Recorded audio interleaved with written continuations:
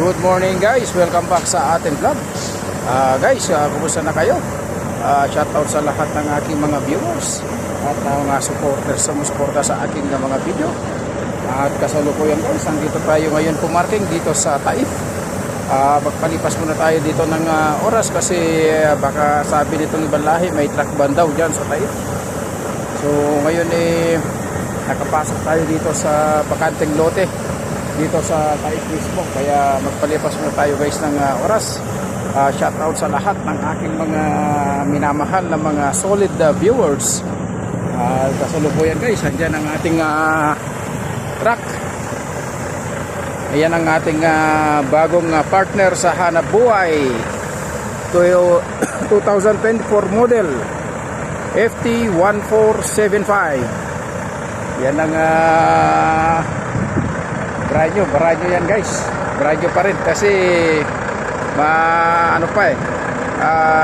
maganda yung kanyang tintig, kaya shoutout sa dating humawak dito sa FT1475 sapagkat malinis ang loob. Shoutout sa iyo, malinis ang loob ng truck nito, maalaga talaga yung humawak nito, kaya shoutout sa iyo kaibigan. Ating magiting sa sasakyan at yung gulong sa harapan guys, ayan ang original Michelin. Ayan o, Michelin yan guys, Michelin. Yan ang matibay na gulong na pangmalakasan. At ito ang ating hinila na tanker, stainless yan na tanker guys, may tatak na CIMC, no smoking. Trailer number DS13. Yeah, kaganda niya naman guys, kaganda naman ng ating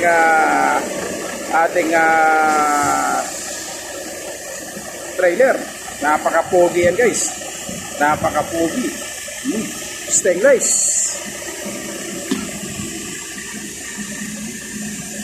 Kaso nga lang may leak yung yung ating air connector. May leak, may singaw. Kaya hindi bali, pagdating natin doon sa Jeddah, ipapagawa natin yan. Yan, walang hydraulic yan guys, walang hydraulic. Kaya maluwag rito sa likod kasi wala siyang hydraulic. Hindi naman, okay.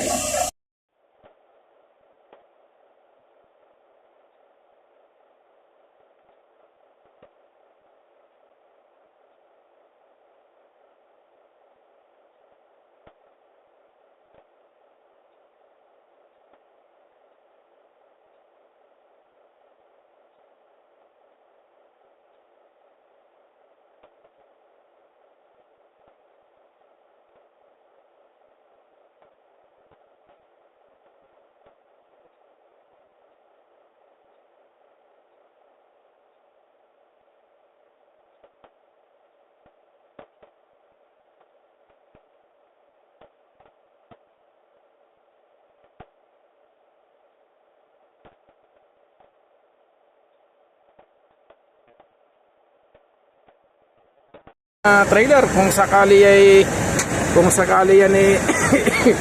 mag-leak yung ating pangarga. Barrier ito naman ng trailer guys. At ito naman yung lagayan ng fire extinguisher. Hindi natin nilagay dito fire extinguisher natin kasi baka malaglag. Binabuti ko na lang nilagay doon sa tractor head. At ito naman yung ating reserva sa trailer guys. Ito ang reserva natin sa trailer. So ito yung lock nya. Kaya pag magtanggal dito ingat-ingat dahil mahirap yan pag yan pumitik. Silipin nga natin dito, parang hindi na ilagay yung isang voltang kailangan nating sumilong guys yan sa ilalim at mamaya na dahil itong reserva natin di pala yan nakatornilyo. Ang layo ng ating tinakbo. Kaya i-check muna natin.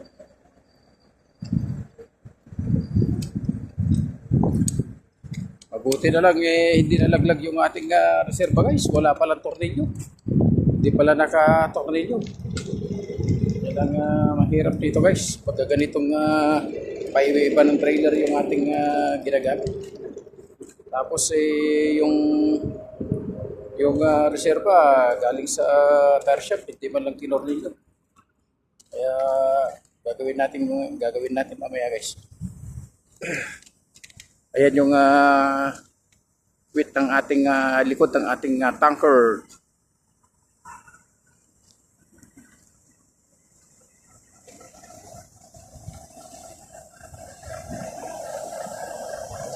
And then guys, kalupit naman na biyahe yan. Malupit. 200, kano ba yung ano nito? 275 yata yung isang biyahe nito guys. Yung ating bayad sa atin. Sa trip. 275.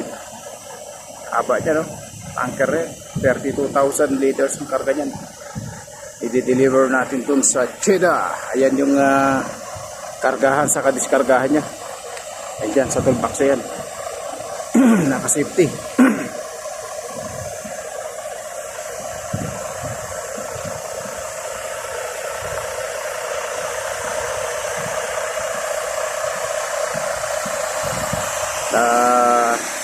Ayan naman yung mga kasamahan ko na mga ibang kumpanya na nagpapalipas ng tractor.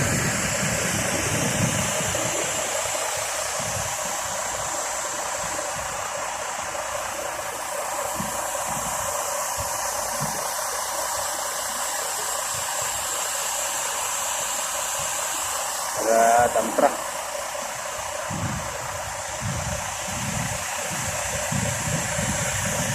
Ayan, ang karga dyan, ng flatbed na yan, na plastic yan. Plastic. So, ito guys, yung ating air connector. Good. May air leak. Ito naman guys, tubig. Kaya gagawin natin yan pagka tayo'y papagawa natin sa mekaniko dun sa Jeddah. So guys, hanggang dito na lang muna ang ating video. Puputuloy mo natin guys dahil gagawin ko muna itong ating truck at i-fix ko yung tornilyo dun sa reserva para sa ganun wala tayong papa sa pagpapatakbo. So guys, maraming salamat sa inyong panonood sa aking na-upload na video. Maraming salamat guys. God bless you.